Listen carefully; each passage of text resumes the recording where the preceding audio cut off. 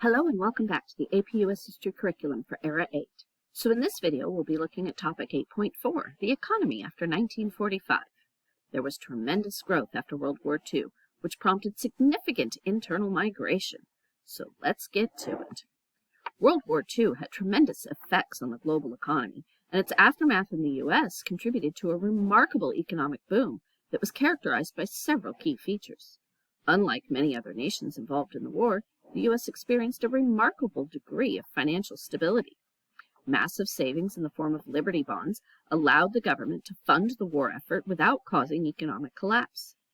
The public's participation in these bonds helped to stabilize the economy and create a reservoir of funds for post-war use. With all that money available, Americans were ready to spend. And remember, the war years saw a focus on military production, leading to a scarcity of consumer goods. As the war ended, pent-up demand for these goods translated into a surge in consumer spending. This demand-driven economic activity played a significant role in the post-war boom. It is also important to note that the U.S. emerged from the war as an industrial powerhouse. It had a near monopoly on world trade, controlled nearly 40% of the world's electricity, 60% of oil supplies, and nearly 2/3 of all steel production. In addition, the U.S. controlled nearly 95% of the world's wealth, but had only about 5% of the world population. Obviously, the war had needed massive amounts of production, and with the U.S. as the sole major power with its infrastructure largely intact after the war, that left us with global dominance that would be largely unchallenged until into the 1970s.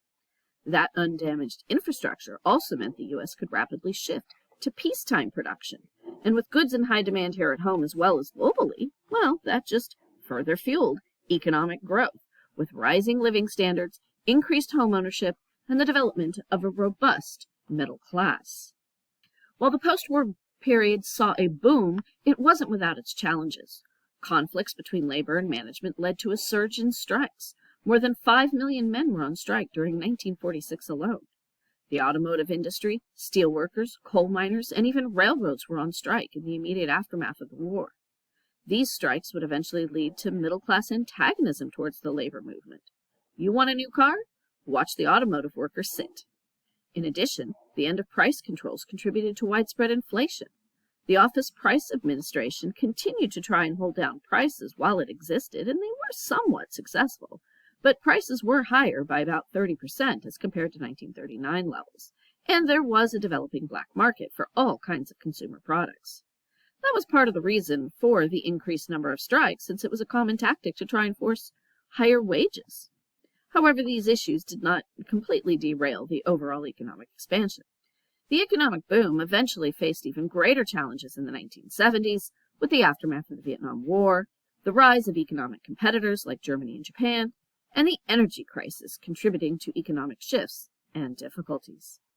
While Truman made an effort to demobilize the military, the Cold War changed his priorities and expanded federal spending. The growing tensions and competitions with the Soviet Union required the U.S. to maintain its defenses, and the perceived threat posed by communism led to the establishment of a military-industrial complex, where the military's needs were intertwined with those of defense contractors. Research and development of increasingly advanced weapons, including nuclear weapons and missile technology, contributed to the massive growth in federal spending. Companies like Boeing, Lockheed Martin, and Northrop Grumman expanded significantly during this period, also contributing to economic growth. They needed research facilities, manufacturing plants, and even transportation systems, all of which would lay the groundwork for broader economic development. The defense contracts they obtained provided a steady source of income for their companies, creating economic stability and growth in various regions across the country, particularly in the Sunbelt states of the South and the West. The military-industrial complex and associated industries also created millions of jobs. From engineers and scientists to factory workers, the demand for skilled and unskilled labor was high. This, in turn, contributed to low unemployment rates and increased consumer spending. Even with the continued investments in the military, there were still many more soldiers in World War II than would be needed afterwards, so significant numbers were returning to civilian life. What had been put off because of the Depression and war could now be pursued. Many returned to sweethearts they had left behind and were eager to begin their new lives. and those that were not already married were rushing to the altar, sometimes in mass ceremonies, and sometimes within days of arriving home.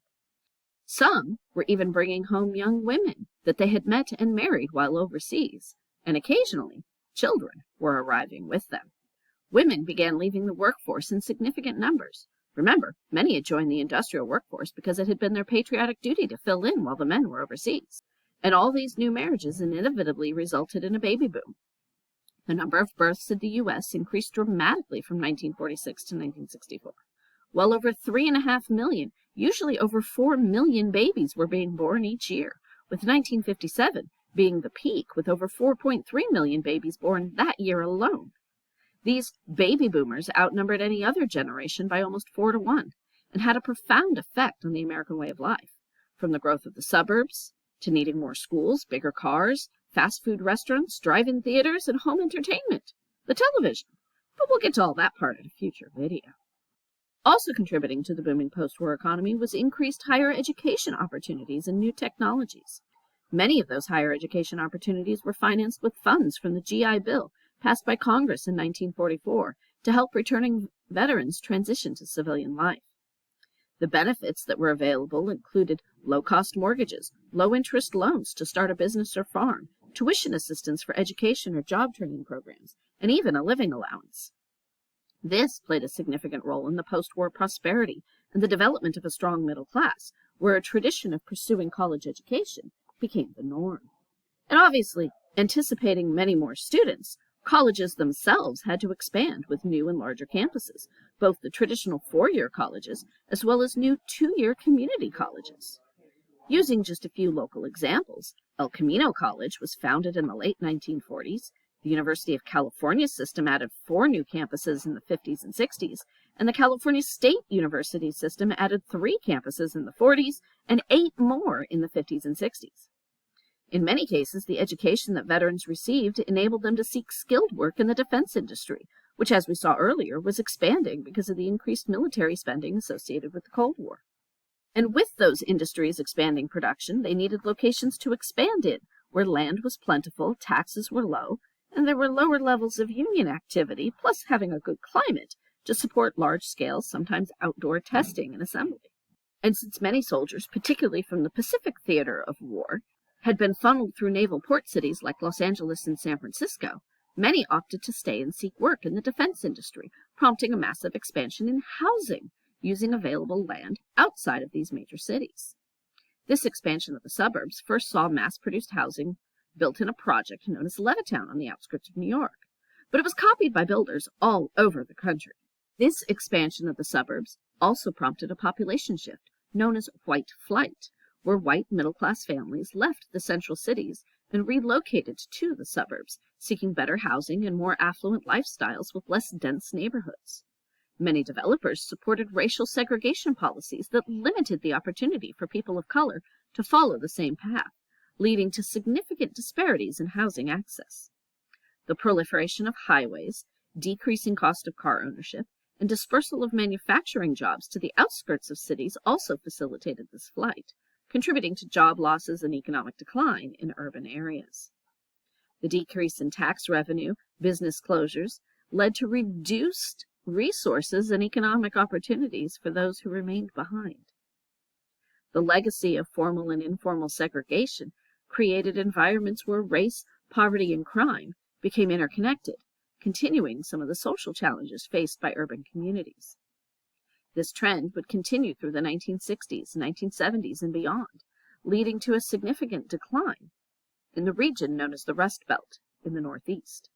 By transferring population and tax dollars from the Northeast and Upper Midwest to the South and the West, military spending during the coming Cold War helped to finance the shift of industry, people, and ultimately political power from one region to another. Well, that covers what you need to know about Topic 8.4, the economy after 1945.